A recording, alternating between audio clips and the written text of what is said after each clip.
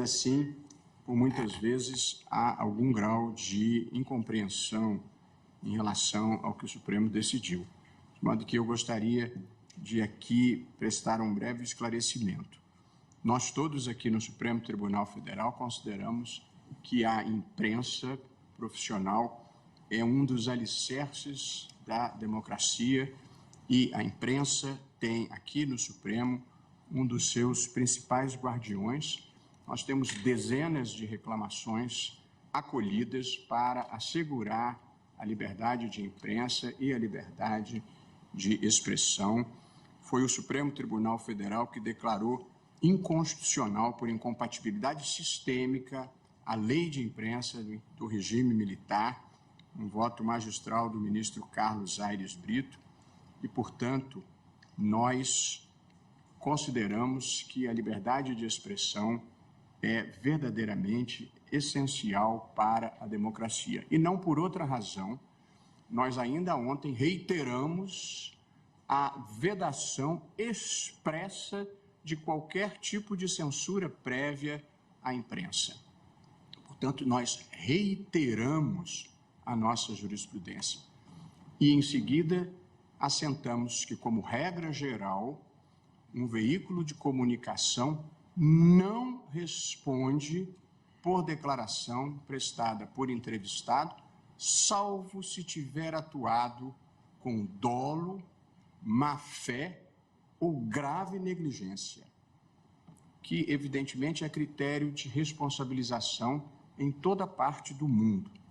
Portanto, não há nenhuma decisão cerceadora da liberdade de expressão. Nós reafirmamos o nosso compromisso com a liberdade de expressão, que, no entanto, não é o único valor que deve prevalecer numa sociedade civilizada. E, portanto, não existindo censura em qualquer hipótese,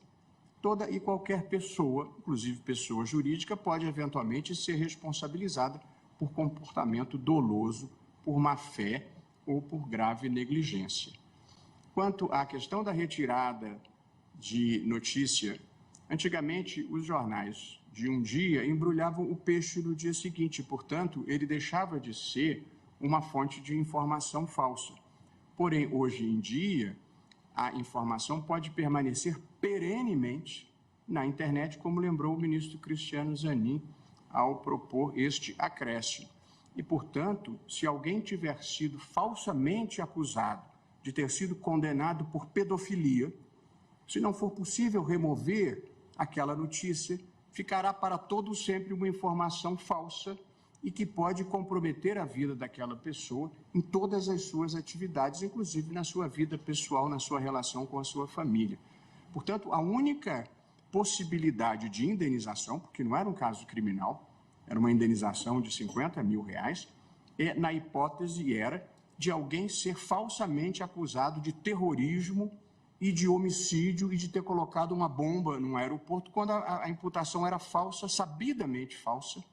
e não se fez o registro. E, portanto, e quem conhece a história, esse homem passou a vida inteira enfrentando a notícia falsa de que havia praticado um ato terrorista, com o mal que isso faz para sua mulher, para os seus filhos, para a sua família. E, portanto,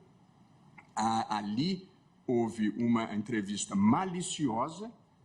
e uma negligência em informar que aquele homem investigado não havia sido sequer denunciado pela prática do crime, e ainda assim se difundiu a informação de que ele teria sido um terrorista, praticado um atentado e matado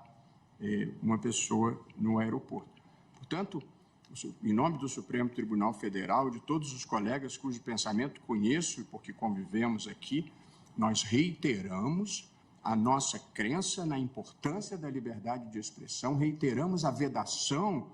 à censura e a não responsabilização de veículo por declaração de terceiro, salvo comportamento doloso, que é a intenção de causar mal a alguém, ou grossa negligência. Portanto, gostaria de prestar esse esclarecimento, porque a imprensa continua a ter no Supremo Tribunal Federal um parceiro, e na democracia brasileira, que nós conseguimos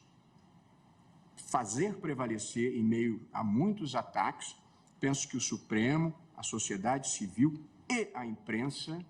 tiveram um papel decisivo e, portanto, nós confiamos e apoiamos a imprensa profissional agora e sempre.